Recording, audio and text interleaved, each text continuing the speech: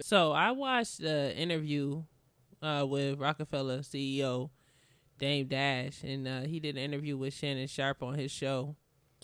I think it's called the Shay Shay Lounge, and they were discussing drill music. And if you don't know what drill music is, it's basically a new genre in hip hop. And in this era, there's a lot of rappers that's coming out glorifying and confessing to murders that's happened in their hood. You know, it's really much a thing where gang members and stuff like that decide to move forward with rap careers and confess to murdering people, or after the murder of a hip hop artist, the person who allegedly did it comes out and taunt the individual, or may have not have did it, just taunt the individual in regards to them being murdered and killed. And this is a dangerous genre in hip hop. You know, this has been the deadliest time in hip hop has ever been before.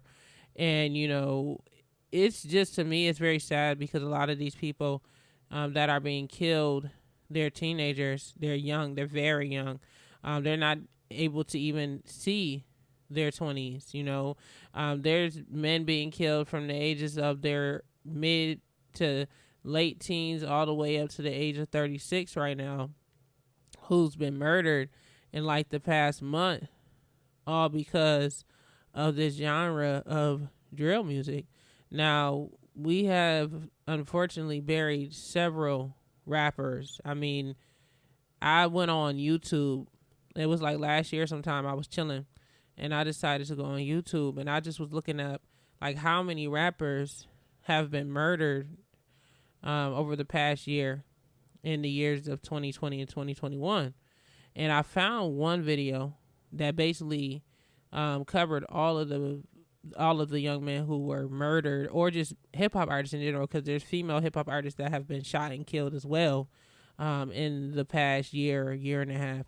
And it was at least over 200 people who were murdered that were hip hop artists, and, you know, little known hip hop artists, like hip hop artists that were known in their cities, big in their cities and stuff like that, that didn't make it to international or even national fame, but they were relatively known. You know, they had about 50,000 followers. They were actually doing something with their fan base, and generally you would say making a living off of what they do and what they did, you know, because these people have passed on. And, you know, I was just perplexed. I was disturbed because I had no idea that there had been over 200 murders of hip hop artists and rappers in the past year alone due to this new era of drill music. Now, please, I know there's going to be a lot of young people on here saying, what about Tupac and Biggie? What about all of these other people who've been murdered in the 90s and stuff like that, throughout the 90s and early 2000s in association with hip hop? But to be honest with you, to me, it seems that this year, this era, these past few years has been, these 2020 decades has been the most deadliest decade for hip hop artists.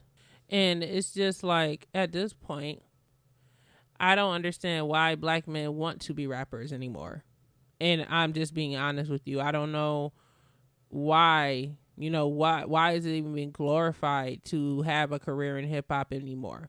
Because it's a thing where no matter where you go, you're a walking target, and there's somebody running around here trying to kill you. And oftentimes, unfortunately, from doing like research with many of these artists that have passed on, many of them are affiliated with gangs and stuff, or they happen to be gang members that decided to go into the hip hop genre. And unfortunately, the lifestyle caught up with them and they were murdered. You know, even after they turned their life around, there was still some snakes up in there that made it happen, where they were murdered and killed in cold blood, and a lot of unsolved murders due to drill music. And this is taking over hip hop, you know, the urban sector of music, you know, in general. This genre. And it's so sad because to be a person who loves hip hop and seeing where it started off as a way for people in the ghettos to express the violence that was going on in their neighborhood, you know, even down to it turning into gangster rap and people saying like this is terrible, down to the misogyny, that was going on lyrically and physically when it comes to the black women and women in general in hip hop. You know, to me, I feel like this is one of the worst times. You know, hip hop has always been a very controversial genre, but I would be lying if I didn't say I didn't sit there and listen to a lot of that music. But it's a problem now that I don't even want to listen to any of the music in this past decade due to the fact that at this time, for me, it's blood music. You know how you have blood money where someone is murdered for the money, or blood diamonds when someone is murdered for the diamonds? I feel like this is blood music, you know? And it's so weird to me how many young artists are basically being taken out, and there's just posthumous albums dropping from these record labels like hotcakes. It's just like, this is what happens to the music industry. I mean, I know it's not a lot of money in the music industry anymore, but it just seems as if the record labels are signing these artists just so they can die, and they can recoup all the money back that they invested into them without having to pay the artist for anything or room and board, because you can't, you know, get a check if you're dead, right? I mean, you're not going to be touring and getting hotels and stuff if you're killed. And I'm not saying that these record labels are behind these killings, because clearly most of these murders are street related. But what I am saying is that why invest money into an artist that you know is a liability? You know, they're not going to live long, you know, and it just seems like it's just a weird, sick pattern in the music industry, and it's glorified. Now, let me just swing over to Dame Dash in his interview with Shannon Sharpe.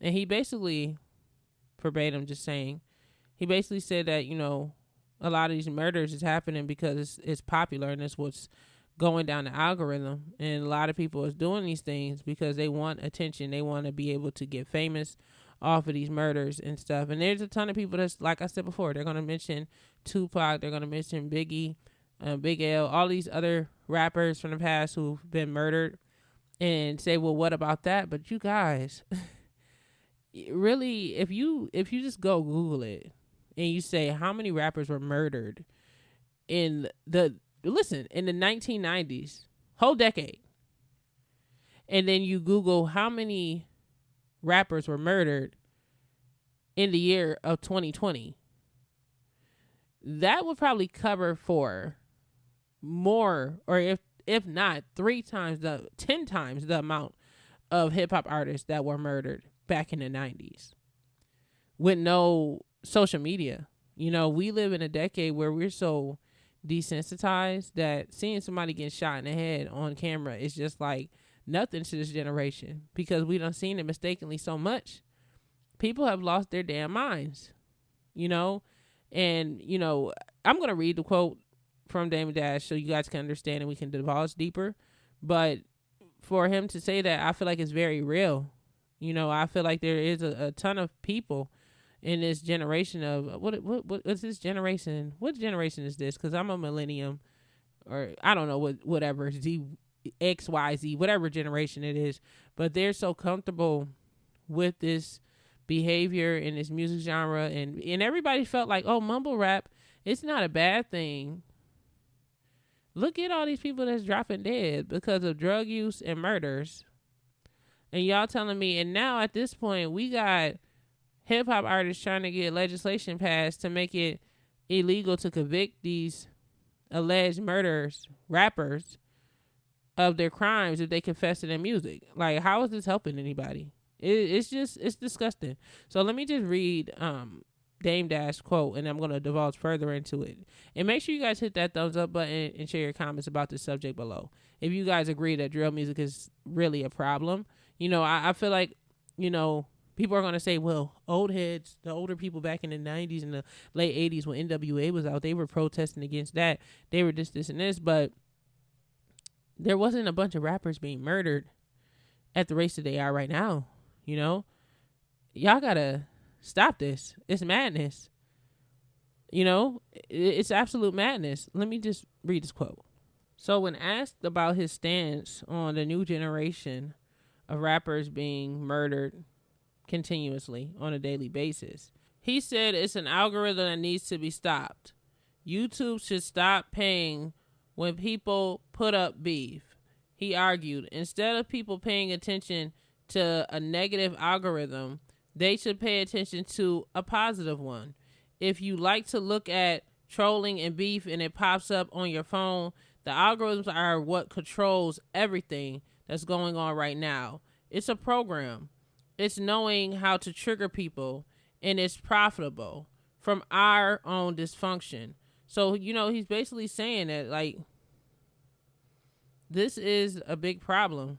This is a big problem. And unfortunately, YouTube and a lot of these social media apps are pushing these videos up the algorithm. It's so interesting to me how censored YouTube is when it comes to us being able to give our freedom of speech, like as a podcaster, just talking and sharing my thoughts. They're probably not even going to pay me for this segment of the show where I'm basically denouncing drill music. However, they're paying these hip hop artists to murder each other every time they're playing their music on YouTube. Now, other people is going to get mad and they're going to say, well, that's censorship, Jay. Why would you want people to be censored on their freedom of speech and expression? The old heads got to fight and get their freedom of speech. Yes, that is right. However, this particular genre is responsible for over 200 murders of hip hop artists. And you guys can sit here, and I'm talking about within the past 2 to 3 years. And you guys can sit here and say that I'm just over exaggerating, but Google doesn't lie. Numbers do not lie.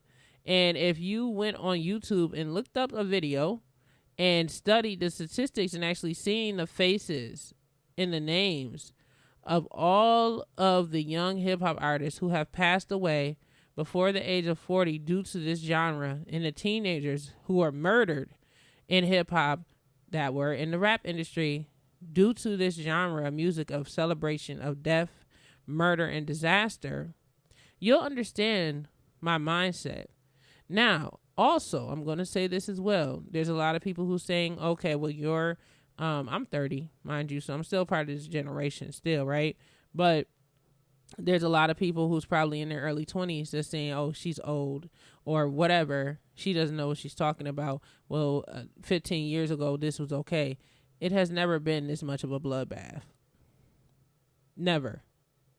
You see how Dr. Dre, 50 Cent, Kendrick Lamar, Mary J. Blige, Eminem, Snoop Dogg was on the stage and they were performing their hip hop songs and everybody was enjoying themselves. By the way, they only received about 33 FCC complaints compared to the previous Super Bowl halftime show that had like 1,400 FCC complaints. So that lets you know right now that most of us is on the same accord in regards to the entertainment and the hip hop that they were presenting at the Super Bowl, which is phenomenal. But that brought people together. You see what those people were doing from the previous generation. They were bringing people together.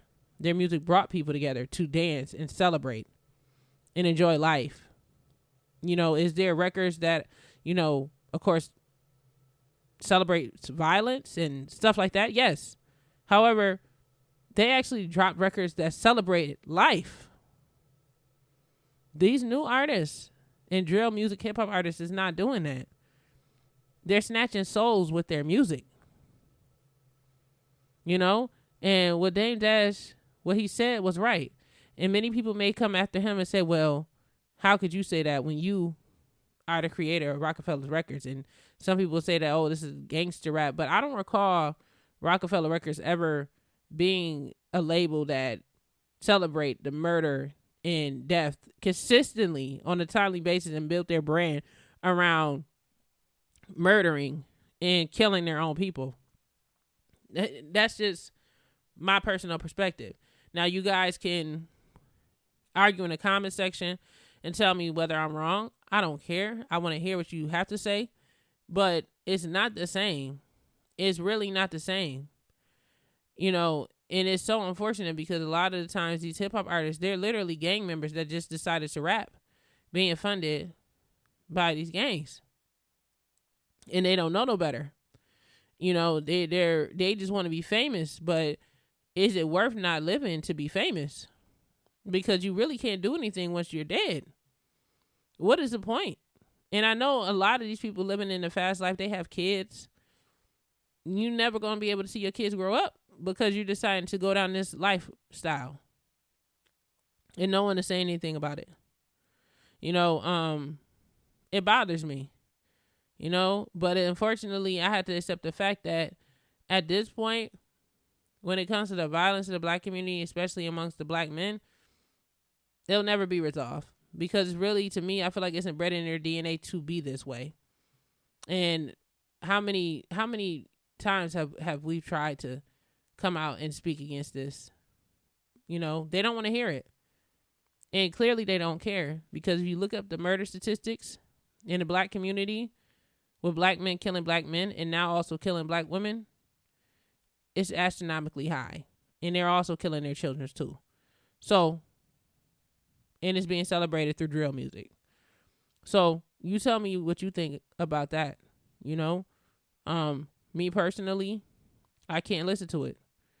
You know, I don't see myself really mixing up that type of music. You know, I've mixed it up as a DJ. But no, at this point now that I'm seeing the end results and seeing that this is like really celebration of death, I didn't know what drill music was. And then I had to sit back and watch them. And I'm just like, this shit is disgusting. It's disgusting. It's not talking about them, you know, being lost in the ghettos and depressed. You celebrating the murder of somebody. And now we have people running around here that's a hip hop community trying to avoid these people from facing time for allegedly confessing to murders. Like, help me. Why? You know? And these record labels are very much responsible for it. You know, because they're capitalizing off of these black acts, making money off of them. In regards to being capitalists, they've perfected. They really have perfected it. You know, but it's just a thing that has been bothering me. And it's nice to see what Dame Dash has to say about that particular thing. But y'all can share your thoughts about the whole drill music era. All I know, there's been a lot of people being killed in New York. And it's just really unfortunate. It's sad because it's a mindset. And no matter what we talk about and what we say on these mics, these people, these kids, they don't care. And their parents don't care neither, or they wouldn't be doing the things that they're doing. You know, it's just, in general, the community is really a lost cause at this point. And I don't even think it's any way of us being able to fix it. But maybe I'm just tripping. Y'all can share your thoughts about that. Y'all can share how y'all feel about that. Another thing that Dame Dash said during another interview that he's did with the Jasmine brand, he basically said that Kanye West is our generation of Michael Jackson. So he said that Kanye West is this generation Michael Jackson. And this generation's Michael Jackson. And people were like tripping because you see the headlines and people just throw shit up there for clickbait and you click on it. So I watched the interview, and long story short, he was basically talking about like how the media is tracking his every move, Kanye West's every move, and all the stuff that he has going on in regards to his divorce. The media is going after him like Michael Jackson. Now, I can't say that it's the same.